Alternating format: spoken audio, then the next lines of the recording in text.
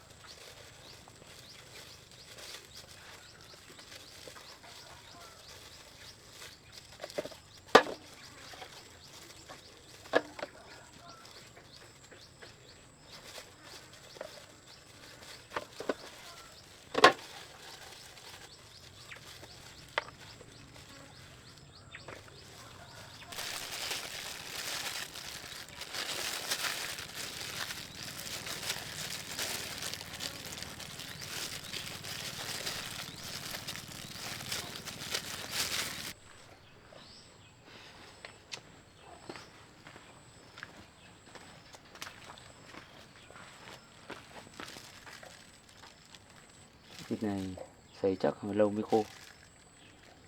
Nếu mà đốt ở đây thì ảnh hưởng đến cây trồng.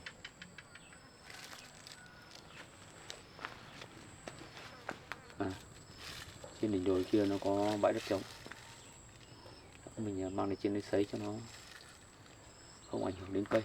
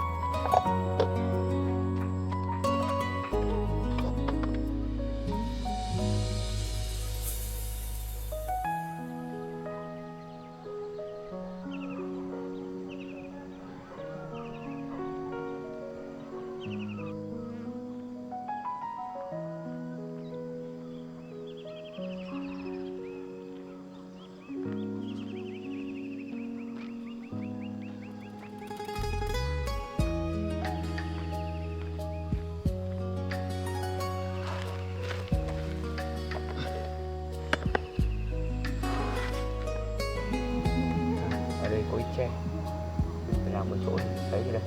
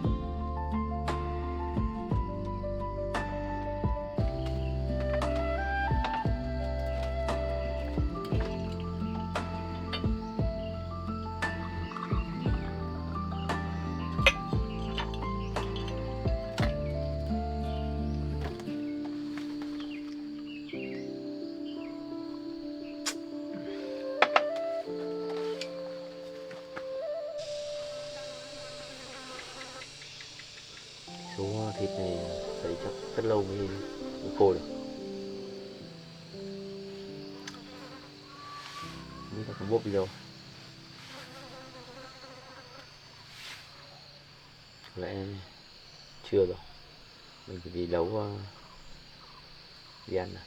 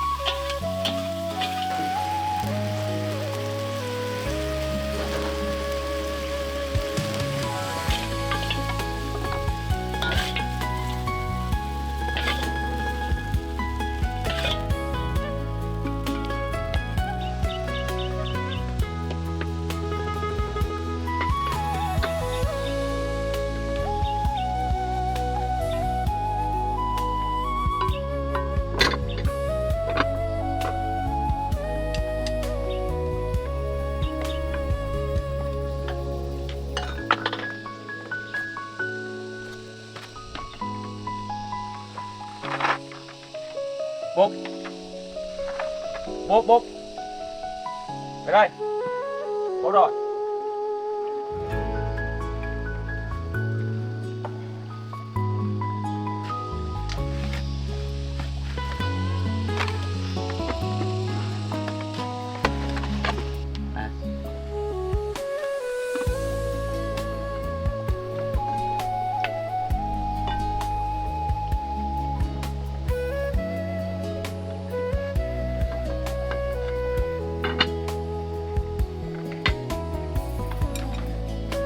không ăn à? Bố không ăn à?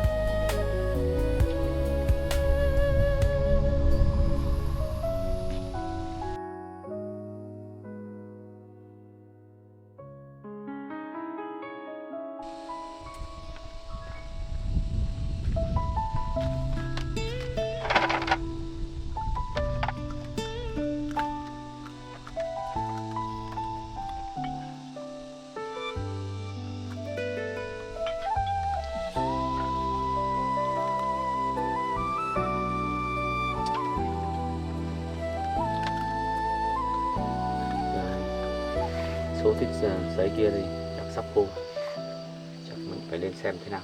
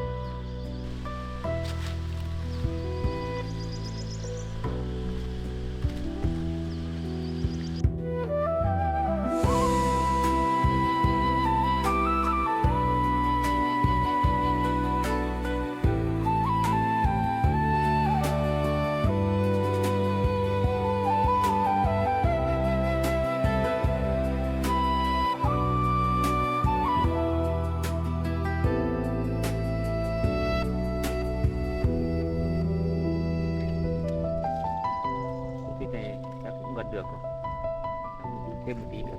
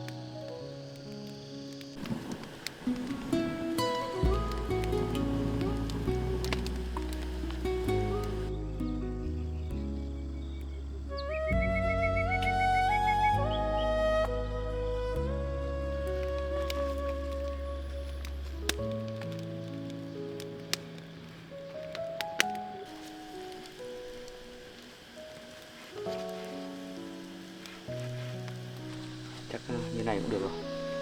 Thôi, ta thu về đó.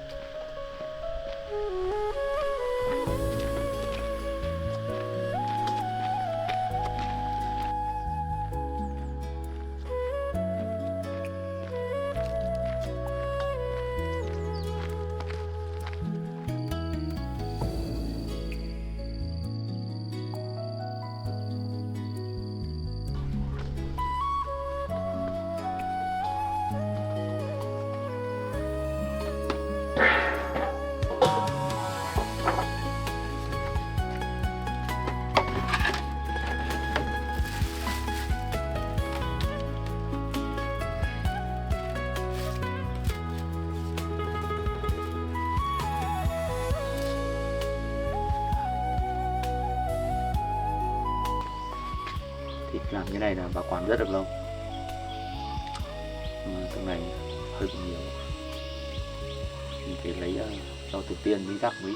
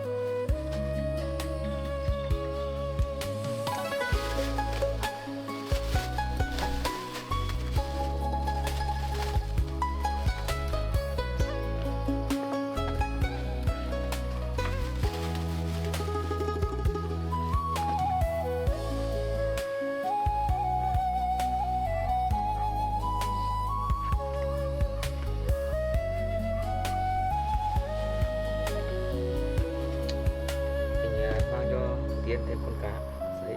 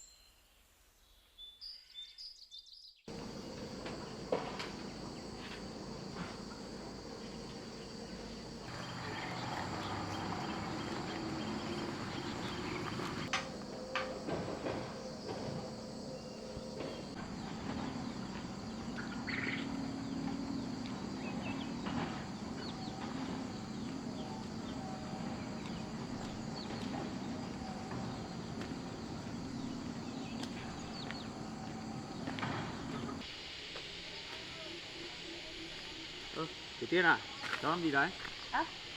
Bác. Cháu lấy rau à? Vâng, cháu đang hái ít rau. À thế à? Bác vào nhà đã. Ừ.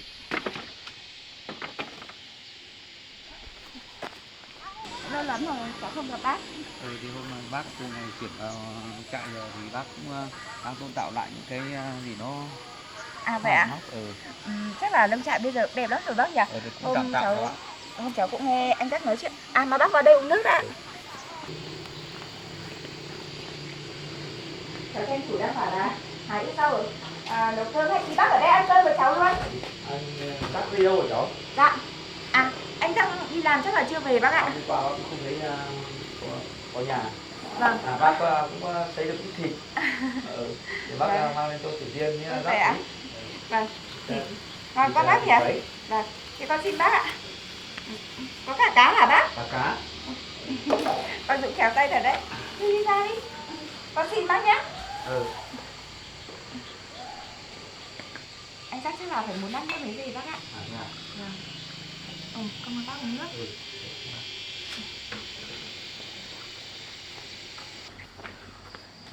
Hôm cháu cũng nghe anh Cát kể chuyện là nông trại của bác cũng ở gần đây thôi. Nhưng mà dạo gần đây cũng có nhiều việc nên cũng chưa đến đấy chơi được. Thì hôm nào cháu rảnh rỗi ra đến nông trại bác xem là cái nông trại của bác như nào. Dạ vâng ạ. Mà bác cũng đã quen với cuộc sống ở đấy chưa? Bác thì cũng tạm quen công việc hàng ngày rồi. Mới đầu về nông trại cháu nghĩ là sẽ hơi vất vả một chút. Nhưng sau này khi mà cuộc sống của mình dần ổn định và quen ấy, thì môi trường ở đấy thích lắm bác ạ. Thì mới đầu thì nó cũng ấy, nhưng mà bây giờ thì công việc thì nó cũng chỉ có thế thôi, thì bác cũng túc tắc bác làm. Vâng. Gọi là lúc rảnh rỗi thì tôn tạo lại những cái gì mà nó hỏng hóc. Vâng. Ở đấy có gần đường không bác? Ở đấy cũng gần đường, có đường bê tông. À vậy ạ? Vâng. Thế thì nhất định hôm nay cháu sẽ xuống chơi. Thì hôm thấy mẹ Lợi với Giác xuống chơi, thì bảo là Tử Tiên sợ xuống chơi mới ở đấy ăn cơm với bác một hôm. Vâng. Mẹ Lợi đợt này cũng về quê nên là để hôm nào con với anh Giác vào đấy chơi sau bác ạ. Thế mẹ Lợi về quê thì hôm nào cháu? Mẹ cũng về được 1-2 hôm thôi ạ. Dạ. Nhà ở kia này thì cũng bán rồi nên là con có bảo mẹ vào trong nông trại này ở. Mẹ lại bảo là thôi mẹ cứ về quê một thời gian đã bác ạ.